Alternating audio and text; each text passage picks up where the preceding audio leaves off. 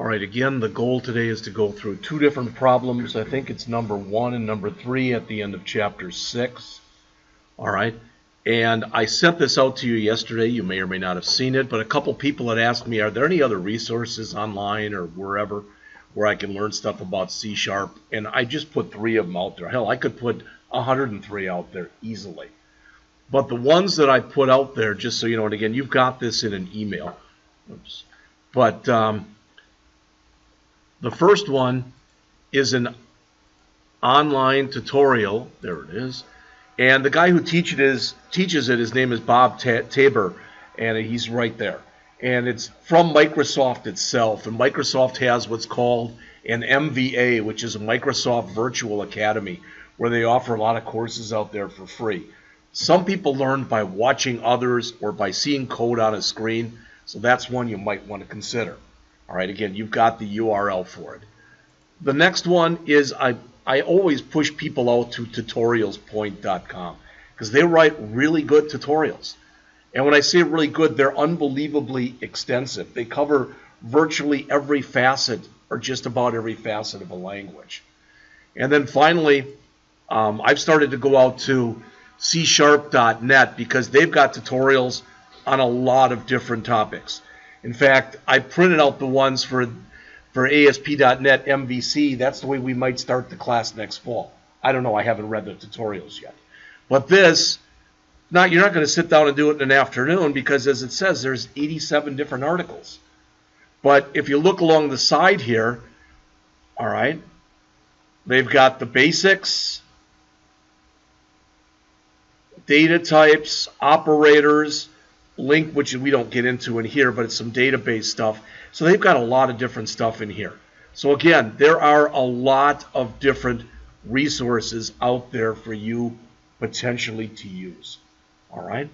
So what I'm going to do today, as I already mentioned, but I'm saying it again here, is I'm going to go out first to the end of, the end of the chapter, and I'm first going to write this program for you right here. Now, you might say when I write this, well, that's not exactly what they asked for in the book. It's pretty darn close. So we're going to go through number 1, then we're going to go through number 3. Again, I don't care if you follow along with me, if you'll write it yourselves. This one is due.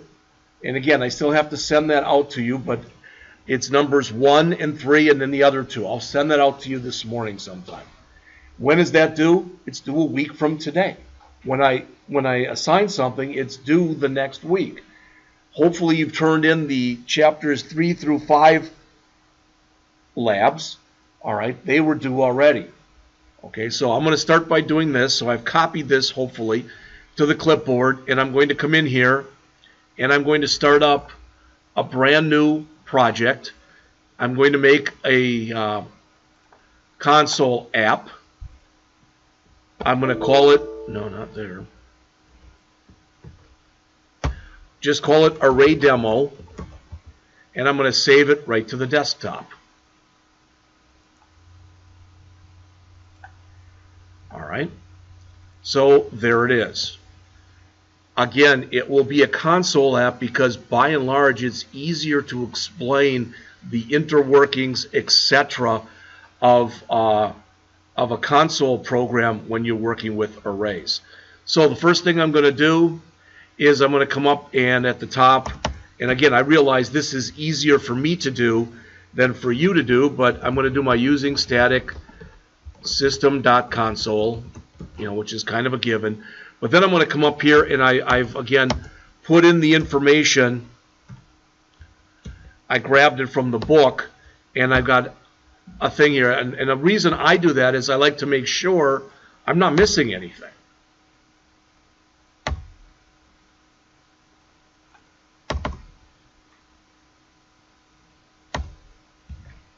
So as I go through this, if you see that I've missed something, because I'm not trying to, then please let me know.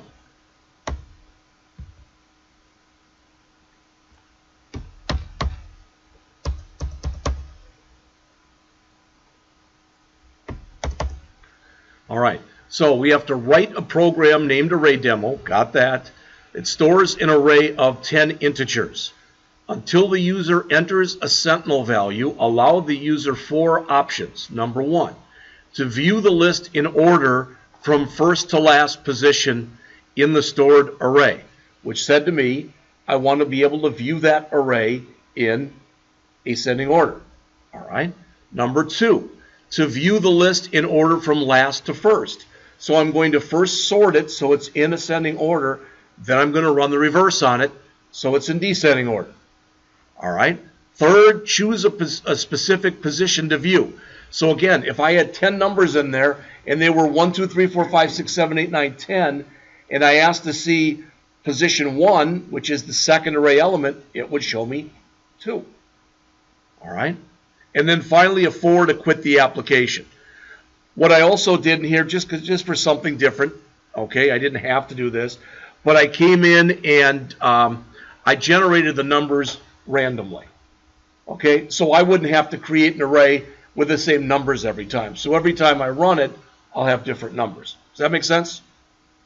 Yes? Okay. So, coming in here then, as I like to do at the top of my program, I'm going to first come in here and declare and initialize my global program constants. By now, when I say constants, that should make sense to each and every one of you, what a constant is. All right? And I'm going to have 3. So I'm going to say const int, and I'm going to call it array size, and I'm going to set that equal to 10. Can somebody tell me what that's representing? Yes, sir. Represents that the number of elements. Right. Right. That we're going to have 10 array elements because that's what was asked for inside of our requirements. Does that make sense? All right. We didn't have to do that, but if I decide later I want to change it from 10 to another number, I only have to change it here. All right. 2 more. I have a minimum value that I want to set, and that's going to be equal to 1. And there's only one V in val. And then finally, a maximum value. And that's going to be set equal to 100. Now, just so you know, with the min val and the max val, I'm going to use that when I tell C# to generate numbers, random numbers for me. I'm going to say make sure the numbers are between min val and max val. Does that make sense? We were not told to do that, but I just figured 1 to 100 was big enough. All right? That would give us, you know, with all the different permutations, etc. With 10 numbers, we should get a very representative sample. All right. So after I did that, all right, I came in and I declared and initialized my global program variables. Now, when you declare variables at the top of the program, if these variables are going to interact with main, since main is static, the variables must be static. Static variables for a static function. However, if I try doing this, I will get an error sooner or later because constants can't be static. Why? Because they really are static by default. All right, so you don't have to do it. But the system does not recognize the word static for a constant, so you don't use it. All right. So I'm going to come in here and I'm going to declare 3 different arrays. Okay.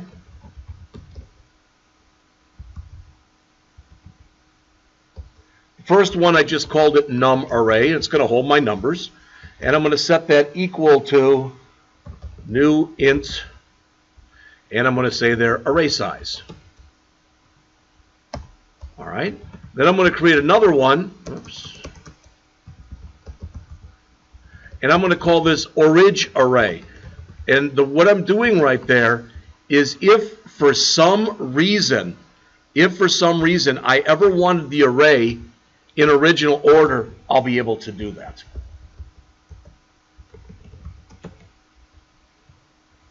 Again, I want you to understand, these will be the same array. They will hold the same 10 numbers. But this array is the one I'm going to manipulate. num array. So I can have it in ascending order, in descending order, or whatever. This array will be the same array, but it'll be in original order. So if I was ever asked to print the numbers out in original order, I'd be able to do that. The only way that I'd be able to do that would be to keep a copy of the original array. And that's what I'm doing. All right?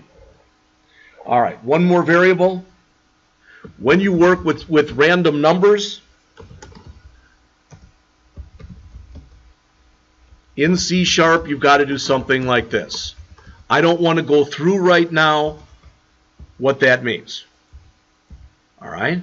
But for lack of better words, it's got, what do we have here? Equals new random. Oh, sorry. I've got to give it a name, and I didn't. Static random, and we'll call it random. It's fine. All right? Just so you're aware of this, because this is the first time we've done something like this. What this says is, I'm going to create a brand new variable called random. It's part of the random class. Since random is a class, I have to use new. Just like we did with the array here. All right? And again, if that doesn't totally make sense to you, that's what chapters 9 and 10 are about, is talking to you about that. We're going to build several classes as a class, no pun intended. All right? So, first thing I'm going to do is I'm going to come in here and I'm going to write main. Well, I don't want this hello world thing in there. I don't need that. All right? But I'm going to put this in. All right? Oops, sorry. All right? Now, I'm asking you this question. Can someone here tell me why, where it says fill array, why is it all red and squiggly underneath it? Yes. Because we haven't written it yet. So we're going to write that next. Pretty simple. It'll be very simple. It's only about 5 lines long. All right? So we're going to write that. And then in here, all I want to do, and if this is going to be red and squiggly too, is I'm going to say present menu. And I'm going to get the same squigglies for the same reason. We have not yet written fill array. We have not yet written present menu. We will write them in just a second. All right? Does anybody remember, what does this do? I'm putting that in an infinite loop. I'm saying run this forever. All right? And when I say run this forever, we have to give ourselves in the program a way to get out so it doesn't run forever. But if you remember, it's set up here. If we enter a 4, we'll quit the application. That's how we'll get out. All right? And if that doesn't make sense, just keep watching, and hopefully in a couple minutes it will. All right? So the first thing that we're going to do in here, is in here we're going to say static void fill array. Now please look up at the screen here. Don't type for a second, but look up at the screen. Notice how the fill array already went, oh, the squigglies there already went away. All right? And as soon as I put in the curly braces, those squigglies go away. Because now I have a routine I've written called fill array. All right? Since this routine is going to interact with main, it too must be static.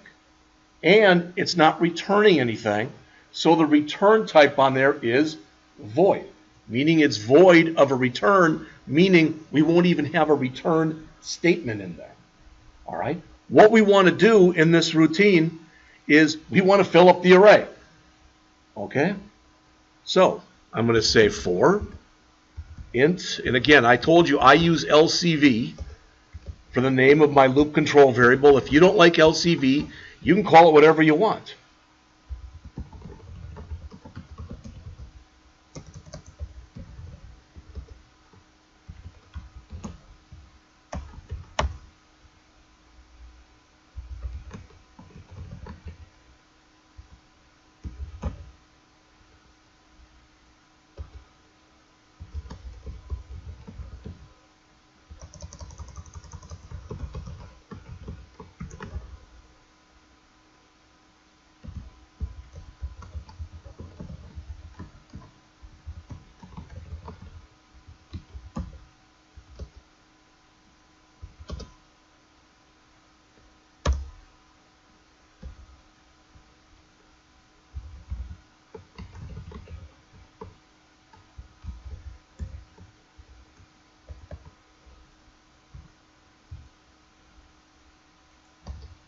And once again, I'm getting the squigglies here because we haven't written this particular routine yet. We're going to write that next. It's literally 4 lines long. 1, 2, 3, 4, 4 lines. And 2 of the 4 lines are curly braces. So there's really just 1 line of code in there. All right? Now, this is what I want you to understand. When we call fill array, it's just fill array. That's called a function or a method invocation. That would be like me saying to my kid, clean your room. Something like that. Okay? Now, this one is going to return something. Do you notice there's no variable that we're setting equal to something? Here we're setting a variable equal to something. So this method or function must return a value. It's like I tell my kid, clean your room, come back and tell me when you're done. You understand the difference? So this will be returning something. The reason I'm telling you that is what that means is the return type on generate random number will not be void. Since I'm putting it into an integer, it'll be int. So I come in here and I type in static int generate random number. And I say this is the only line that's in here. Return random dot next 101.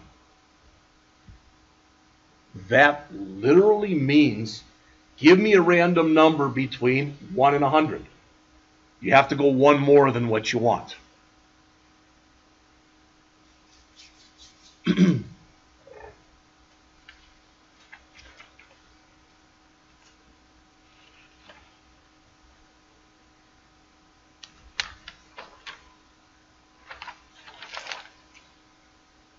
So, and I'll come right back to this. Taking it from the top, though. All right, we came in here, we created 3 constants, then we created 3 global variables. Then we said what we want to do in main is we want to fill the array. That fill array is going to end up doing 2 things. It's going to end up generating a random number between 1 and 100, and each number it generates, it's going to put it in here. Then after it's generated, we're going to copy it from here to here. So when we get done, both the original array and the number array will have 10 random numbers in it. All right, that's all you need to know. All right, and this thing literally will do the generating of random numbers for us. It's that simple. And again, this says return a random number that must be greater than or equal to 1, but less than 101. All right? Yes? Okay, it's because of the way that random numbers work. That by default, random numbers return a number that's greater than or equal to 0, but less than 1. So it's the same idea. It's greater than or equal to 1 and less than 101. There are other ways you can generate random numbers other than this. I literally just Googled how to generate a random number between 1 and 100 in C#. And this is the first one they came up with. Okay? All right. So remember, we're getting an error on this because we haven't written this yet. What I want you to understand, and I think some of you do, and some of you may be struggling with this, but what I want you to understand is present menu is got to be a return type of void. We're not setting that equal to anything. So just like this, that had a return type of void, so will this one. This one, we're setting it equal to something, so it cannot have a return type of void. All right? What this is going to end up being is a bunch of write line statements, unfortunately. This is going to be the menu. So static void present menu. And you'll notice as soon as I put this in, all right, now that present menu, now those red squigglies are gone. Now it's not showing me any errors in my program. If I call present menu, it's not going to do a doggone thing because there's no code in there. All right? So I made this longer than it probably should have been, but it is what it is.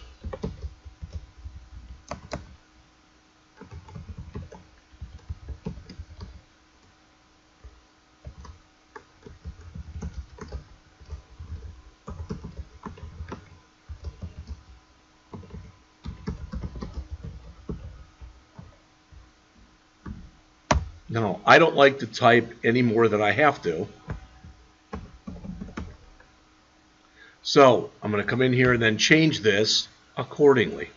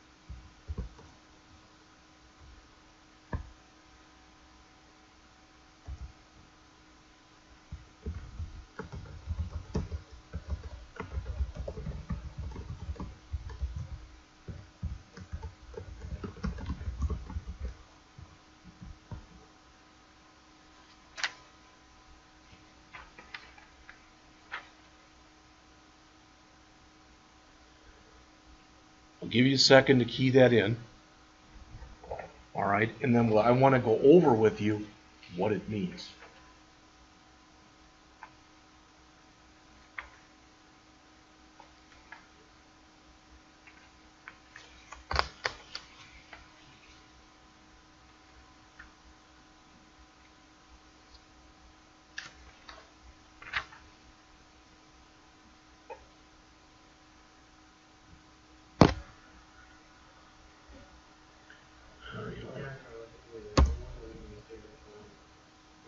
We're not going to do anything with the original array in here.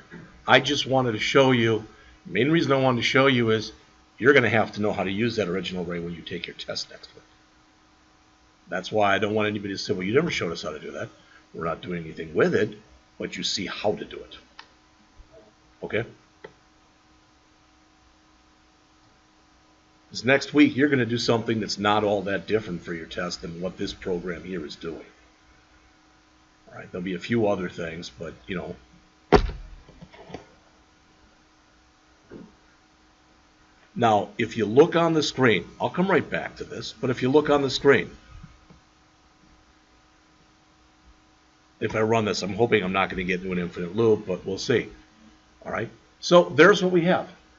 Enter a 1, enter a 2, enter a 3, enter a 4. Does that make sense? And then we're telling them to enter a 1, 2, 3, or 4 right now. All right, now probably, and again, this is always, now what I'm doing is I'm being real picky Annie about stuff. But with some people, they would rather see it look like this.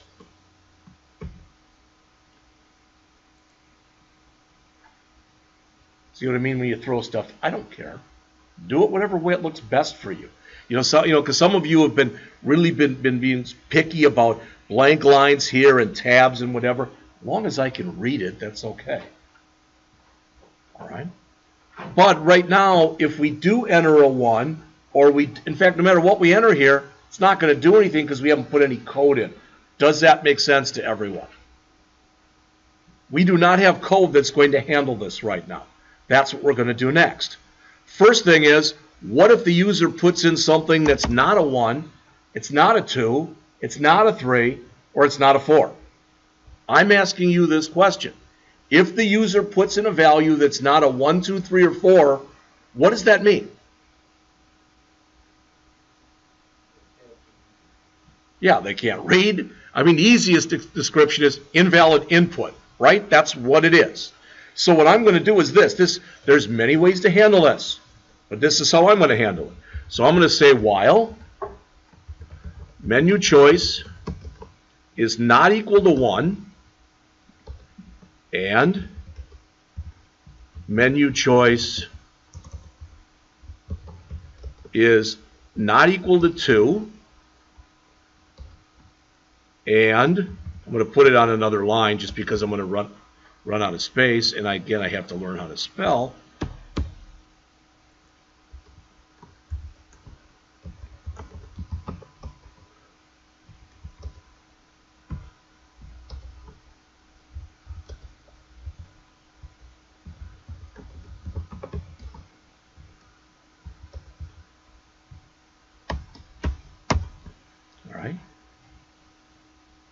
If you would please, I'll leave it up there. Stop typing and look at the screen. The only way this is true is if I did not enter a 1, 2, 3, or 4. If that doesn't make sense to you, go back and look at the code. All right? Because if I enter a 1 or 2 or 3 or 4, one of these is going to be false. Remember, with an and, as soon as one is false, the whole thing is false. So the only way this is true is if I enter something invalid, less than 1 or greater than 4. Does that make sense to people? Because this is just the way you've got to look at things or start to look at things. Now, what do I do here? I could write a message box, right, that says you got to enter a 1, 2, 3, or 4, ask them to do it again. You know what I'm going to do? I'm just going to call the doggone routine all over again. So if you don't give me a 1, 2, 3, or 4, I'm just going to have you do it again. But you know what? So my screen doesn't get too cluttered, I'll put here console.clear. Okay? Now, if you look at this, and I'll come right back to the code, but if I put in something that's not 1, 2, 3, or 4, so I'll put in a 7. What happens? Whoops, I put in a 7 and hit enter. It just comes right back to where it was. See that? It actually cleared it, called the function again. Now, is that the best way to handle it? I don't know. But I wanted to show you that's a way of handling it. How you handle something when you're a programmer is going to be predicated, or it's up to two things. First, you're probably going to ask the end user, what do you want done? All right? And the other thing is, what makes the most sense? So what I'm saying is if you don't enter a valid value, if you don't, all right, show them the menu again. Now, you might find that confusing. And if you don't like it, you could have always put a right line on top that's, or right here, we could have said, you put in an invalid input. All right? So there's a lot of ways, again, that can be handled. All right? So what I want you to get is this.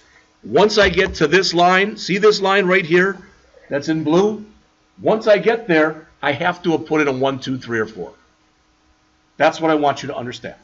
There's nothing more to it. Why did I want you to understand that? Because now I'm going to write a switch that says if you enter a 1, call a routine that's going to show the array in ascending order. If you enter a 2, I'm going to tell you to show the array in descending order. If you enter a 3, I'm going to tell you to show an array element. And if you enter a 4, I'm going to say quit the doggone program. That's what's left here in this routine. I could have written it as another routine. This routine's kind of long. So I could have, after you do this, I could have written another routine that said, I don't know, work with array element, or work with menu element or something. I just did it all in here. All right? So again, hopefully you've got all that. I'm going to move that up a bit. And now I want to do a switch on that menu choice, because I know now that menu choice must be 1, 2, 3, or 4. So I'm going to say here, case 1, I'm going to get an error after I put this in, show array ASC, because I haven't written that routine yet. All right? And I'll get another error here.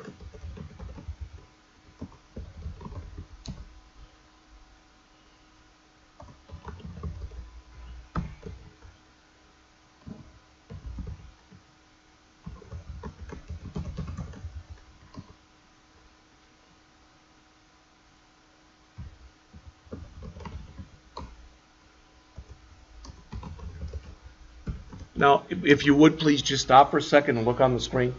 I just want to show you this as I type it, because I went out and actually checked this.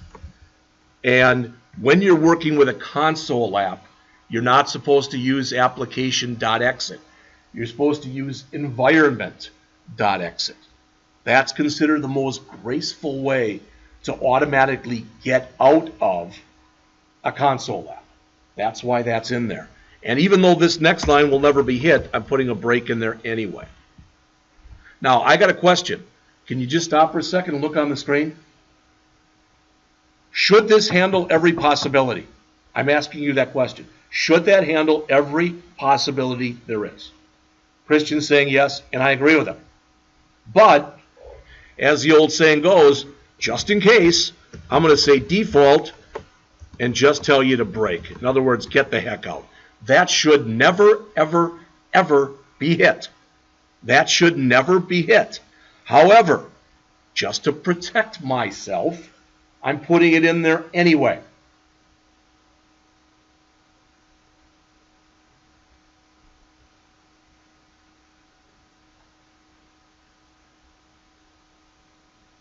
So right now I'm getting squiggles under three things because I have not written those yet. And my hope is that by now you go, yeah, you haven't written them yet. Yeah, I get it. Good. And if I don't want those squiggles, I could always comment those lines out, but I have to make sure after I write them, I comment them back in, uncomment them. All right? I just leave them like that. That's fine. It's reminding me I got stuff to do yet. What I'm most concerned with, though, is with what I just wrote, does the stuff that's in there make sense to people? I mean, logically, can you figure out what we're doing? All right? And I will tell you, I'm looking at my own code here. After a while, you're probably your own worst critic. All right? I mean, the other day I was talking to my wife, and we went over something, and I said, how does this sound? And I heard her listen to it. She goes, that sounds really good. And I thought to myself, no, it really sucks. All right? And she said, no, it was everything you said it was going to be, and it was fine. But you're always your own worst critic. The reason I'm telling you that is in these routines, there's going to be some code that's repeated in there. I really should have broken that out and made it its own routine so I didn't repeat the code. I'm not going to do that. I'm just going to write it the way I've got it. All right? So the first thing I want to do, I'm hoping everybody has this, is I'm going to write this. You know that the return type for this, and for this, and for this, the return type for each one must be void. Must be, because it's not being, I'm not taking the result and assigning it to anything. So the first one that we're going to write here is static. I'm going to write those. Just static void. Okay. Static void array array ASC. You'll notice as soon as I write this again, it's show array ASC. I'm sorry. So show array ASC. Notice as soon as I write that, now those squiggles have gone. I haven't done anything yet, so if I put in a 1, not a doggone thing is going to happen. But I've gotten rid of one of my errors, so I'm down to only 2 errors now. What's really nice, if you look up on the screen, everybody, this isn't going anywhere, but if you look up on the screen, I want to say array.sort, and I'm going to sort my number array. Guess what? There's a little code I have to add. That's done now. It has now been sorted. That's all you have to do to sort an array in ascending order. And that will work on both numeric arrays and it'll work on string arrays. Now, string arrays can be funky if you've got capital letters and non-capital letters. All right? So you could always run the 2 upper or 2 lower if you wanted first, or the upper lower, to make sure that they were the way you wanted them to be. Now, I'm going to put a write line in here. And this write line is going to say, put a couple blank lines before it, and I'll say, here is the array in ascending order. Okay? And then I'm going to have a loop that's literally just going to write out all of the array elements. Okay? So I'm going to say this. For, again, int LCV equals 0, LCV less than numArray dot length plus plus LCV. Now, Tom brought this up before, and he was very correct in what he said. But does everybody understand what we're saying with numArray.length? The length of the array is 10. So we're saying start at 0, and while it's less than 10. 0, 1, 2, 3, 4, 5, 6, 7, 8, 9. So it will run through this 10 times. All right? So that's what we're saying. And all we want to do here is put in a write statement. And I'm going to say numArray LCV plus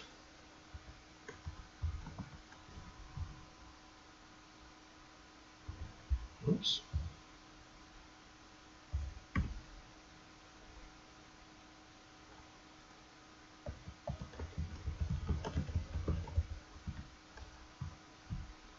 Now, what's in here may or may not make sense to you, but it's saying write the current array element, then tab. Array element, tab, array element, tab. So it should write all 10 of those numbers, and it should write them in ascending order. Now, I'm going to come right back to it, I promise. But let's try that one. So, I'm going to come in here. It's okay, it says, oh, because I haven't written those other ones yet. So I got to comment these 2 lines out. Hopefully that's got rid of all the errors. All right. Now I should be able to put in a 1. And there's my array. And look at the comment. Look at it. Look at it. It's in ascending order. And we told it to print out a number, tab. Okay? So we've gone through the first of the 4 things we were asked to do. We also put in there, enter a 4 to quit the program. There's a 4, and I'm out. So I've already tested 2 of my things that are in there. Does that make sense? All right. And if it does, I've got one more question for you. What's the difference between this routine right here and the one I'm about to write for showing the array in descending order? What's the difference? You should be able to answer that question. That's right. Thank you. Well, really, so after this array.sort, we're going to put it here in array.reverse, and I'm going to change that from ascending to descending. Does that make sense? So I don't have to do it this way, but since I've already got a working routine here, I'm going to copy that to the clipboard, and I'm going to go and right down below where I have it, I'm going to put in show array DESC. All right, and as Mr. Young mentioned, I'm going to now do an array.reverse on the number array. And I'll say, here is the array in descending order. All right, I'll come right back to it, but let's try it both ways and see if it works. So, 1, there it is in ascending order. Looks correct to me. How about a 2? All right, did I put in a 2? Okay, it's not liking something. Did I not comment that? Yep, that's still commented out. So since I uncommented it, or I commented it so it would run, I now have to uncomment it. All right, so here's my 1. There it is in ascending. Here's my 2. And you can very easily check this. 61, 58, 38, 37, etc. But hopefully you saw just exactly how similar those 2 routines were. And as I mentioned to you before, if you look on the screen here, I'm going to make this small so you can see them both. All right. But this loop right here is exactly the same as this loop right here. You should always shoot to not have a lot of code where that's code bloat, where I'm putting in the same code over and over and over again. I really should have taken that code and put it in its own routine. All right. So again, you saw this was the ascending, and the descending is exactly the same as the ascending was, except for the fact that after we did the array.sort, as John said, we did an array.reverse, and we changed the words there, ascending to descending. Other than that, it's the same routine. I will tell you, you are going to be, for your test next week, what I'm at least looking at is probably one problem. There may be two. I don't know. I want to look at the test that Evan has given. We're going separate routes. We're testing the same stuff, but we're giving different tests. All right. I want to see what his is like. If I like his, fine. If I don't, you're going to just be creating an array and doing a bunch of manipulations like this. Because that's showing me, yeah, I get it, or no, I don't get it. All right. No one has asked, but just so you know, at least this is my goal. As soon as you come in here on Monday, Monday's lab ball period. It is. But I'm going to give you back your tests. The hands-on tests that you took earlier. I'll give them back. I'm not going to go over them because I promised that Monday would be lab for the entire period.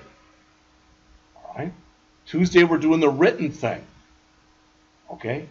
And we'll see, we'll talk about it after that. If you want me to go over the test or not go over the test. All right. As it turned out, last time the average grade on the test was in the high 80s, and I probably don't have to go over a test like that. All right. All right, so the only thing that's left then is this one, show array element. So we've got to write that one down. Notice as soon as I do this, my error comes back because I haven't written show array element yet. So here was show array ascending, if you need that. I guess I can't spell here. All right. Here is array descending. So again, I have to come back in here now and type in a static void. Oops, I want to do that. Come on. And what did we call that? Show array element. And you'll notice as soon as I put in this, all right, that's gone. Now I have no squigglies in here. This one is a little bit more, for lack of better words, it's a little bit more intricate to write because what we have to tell the user is, what array location do you want to see the contents of? All right? And then we have to show them just the contents of that one element. Okay? So again, because I've done this before where I've written code like this and people will go, I get what you're doing. I think your names are really stupid. Okay. That's okay. You don't have to like my names. You can always use your own. All right? But since I'm working here with an element number, I called my variable L number. For the array element number. Okay? Again, is that a great name? Probably not. But it's the one I used. All right?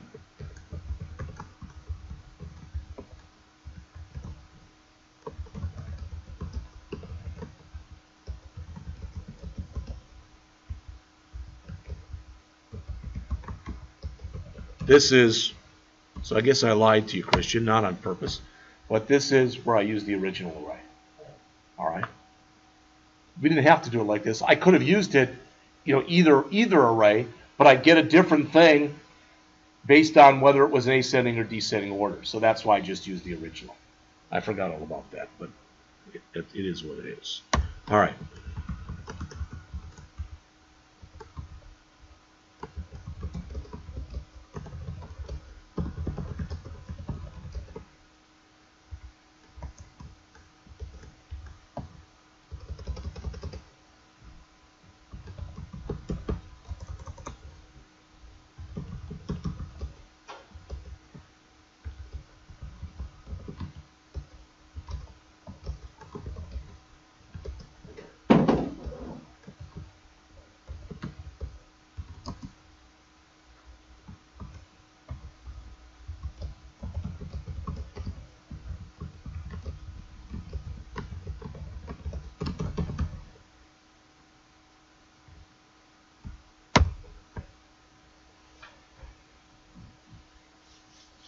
The good news is I only have about 10 more lines, and we're finished with this, and we'll take a break.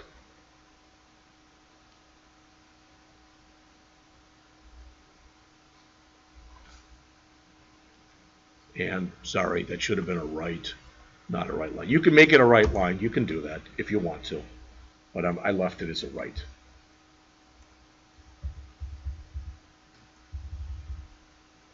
All right. Then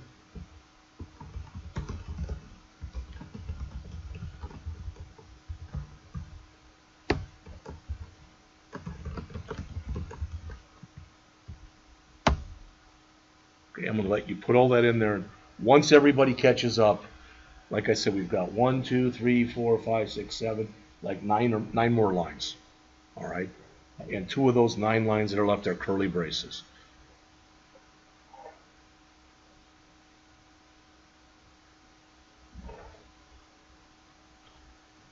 Please stop for a second and look up on the screen. I'm going to run it again, and I'm going to put in a 3. It's not going to work yet because I'm not done. But notice if I put in a 3, what it now says. Using the array that is in its original order, enter an array element number between 1 and that shouldn't be between 1 and 100, should be between 1 and 10 to view the contents of that array element. Okay?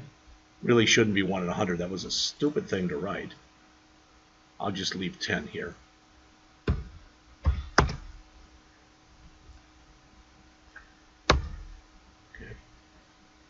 Let's make sure that that looks correct.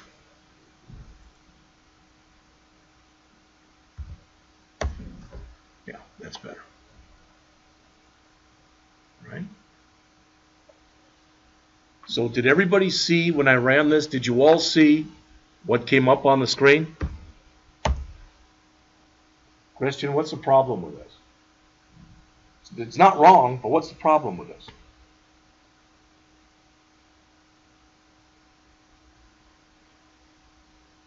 What am I asking you to do? And what can you do if you want to? How about enter a number less than 1 or enter a number greater than 10? I mean, isn't it possible somebody fat fingers or just does it wrong? All right. As far as I know, that's possible. So what I did next was I said, okay, now that we've got this, I'm going to go and write a while loop that's going to force you to put in a number that's between 1 and 10. Okay? It's got to be a while loop because it can't be a for loop here because we don't know how many times they're going to put in a wrong answer. This we have to write an indefinite loop. So this has to be either a while or a do while. It cannot be a for loop.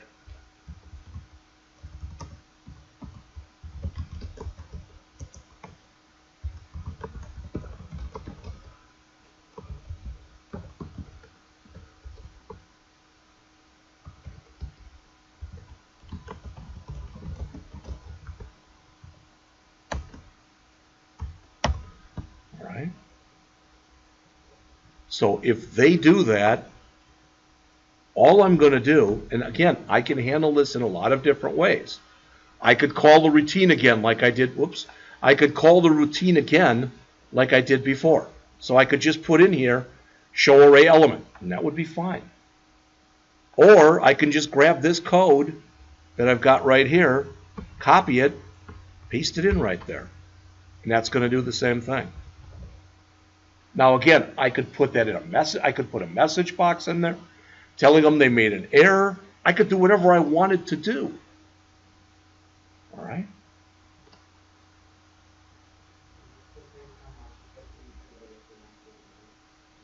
Yeah, what I did not do in here was I did not do that to make sure it was an actual number that was put in. So if you leave it blank or you type in something non-numeric, this program's going to blow up. It was already up to 165 lines, so I tried to keep the logic down to a minimum. That's all. But you're correct, yeah. So now notice, if I come in here and run this, I'm going to purposely put in a 3. Now I'm going to put a number that's out of range. And it just asks me to do it again. All right? If I put in a negative number, it will, again, ask me to do it again. All right.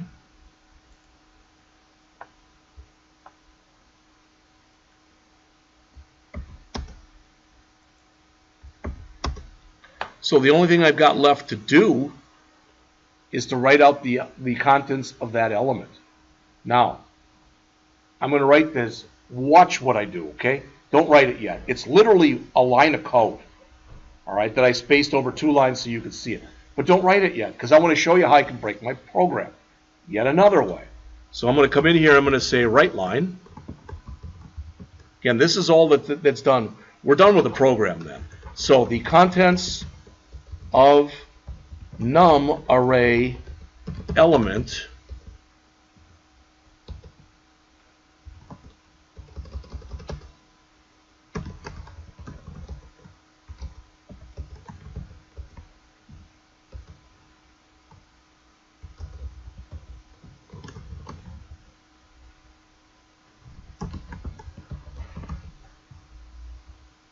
okay.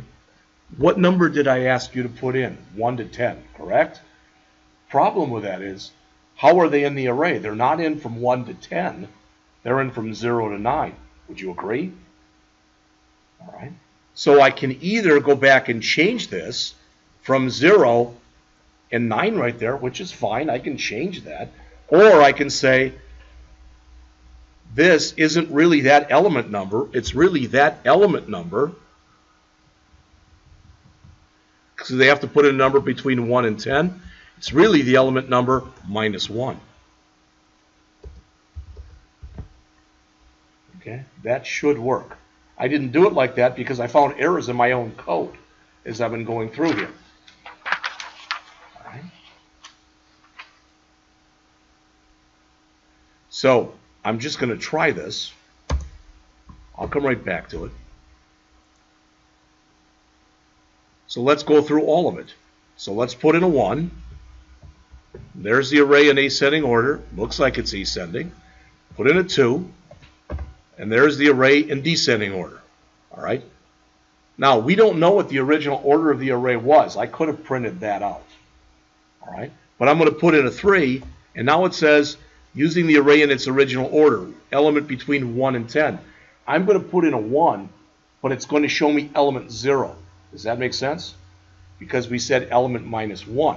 So I'm going to put in here a 1. And it says 95 was the first one.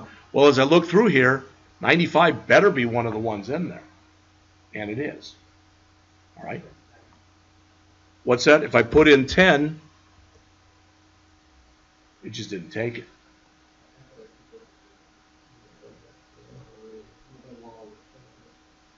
Probably. Okay. But again, there's many ways this program can be improved. I'm not going to deny that. Just looking at it, even the spacing, using some console.clears, etc. But I wanted you to at least see, you can make your own changes to it. That's fine. If you turn it in and it looks like mine, I'm not taking a point off for it. All right? But if you've got time and you want to clean it up, fix it up, go ahead and do that. All right?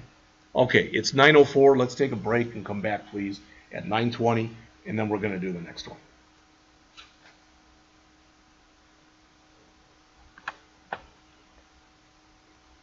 What was that last right line you put in there? I will show you in just a second.